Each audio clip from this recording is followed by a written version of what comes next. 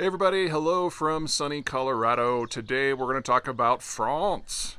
There have been a number of protests and a number of schools and police officers have been burned in the last couple of days. The triggering event is the police killed a kid, I want to say he was like 15, 17, something like that. And so there's been this spontaneous uprising of violence. We haven't seen activity like this since 2005. Back then, similar cause. Police killed a couple of kids that were hiding from the police, and it triggered riots that lasted several weeks. Too soon to know if this is going to be one of those sort of explosive, protracted events, but it's worth considering because France is not like a lot of other places. Now, here in the United States, we obviously have a checkered past and a checkered present when it comes to issues of race, and it's part of the conversation all the time. And there are members of a number of minorities that are representative in governments at all levels, especially the national level. We've even had a black president. That is not the situation in France. In France, they made the decision back after the revolution that ethnic conflict was so extreme that they had to redefine what the term French means. So it didn't matter if you were Catalan or Basque or from Paris or Marseille or Alsatian, it didn't matter. Everyone was French now.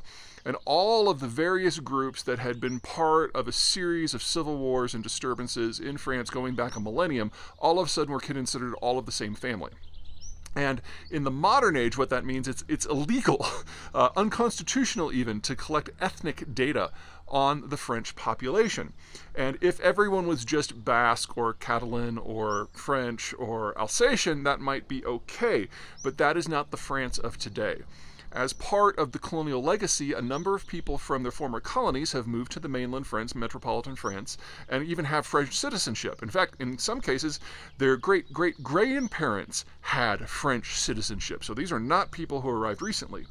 But because it's illegal, unconstitutional, to collect any sort of racial data, they exist as a sort of second class that is, from the American term, almost undocumented because of the racism that exists in all societies.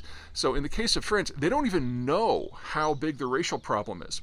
It's probably about 15% of the population is non-ethnic French, but legally French. And that has institutionalized the racism in a way that we have a really hard time processing here in the United States. In many cases, it's more similar to what they've got in Brazil. You've got an urban center where the ethnic French live that is relatively well off, and then you've got a ring of suburbs that is more akin to slums where most of the non-ethnic French who are still French citizens live. And because the French can't even do the first step of collecting data in order to get a good grip on what the size of the issue is, it's really hard for the government to apportion resources outside of law enforcement. So in many ways, parts of France, even in their major cities, resemble a little bit of armed camps. And that makes it very easy for violence to erupt because it's not a big reach for people who are the subject of living in the armed camps to rebel against the people who are supposedly providing law and order. Now, for those of you who know my work, you know that I'm very bullish on France in the long run.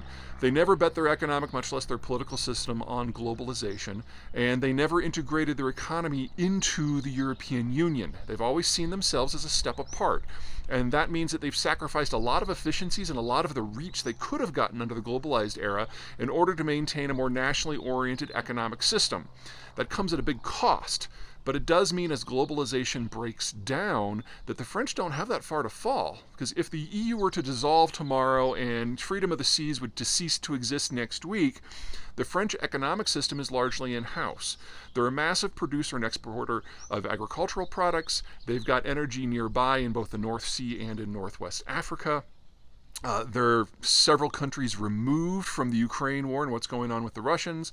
And their primary economic competitor is also their primary political partner in the current environment, and that is Germany. And unlike the French, the Germans have gone whole hog on globalization to the point that we're already seeing massive problems there when it comes to exposure to the Chinese systems or the Russian systems or whatever. The French have none of that. And then finally, the French demographic is strong because there's a neonatal sort of policy set that encourages people to have kids in large numbers, giving France the healthiest demographic structure in the world outside of New Zealand. And the United States happens to be third in that regard. among the advanced countries. So all of these things add up to a strong prognosis for the French over the medium to long term. But the racial issue is absolutely France's Achilles heel, and we're seeing that boil up right now. All right, that's it for me. You guys take care.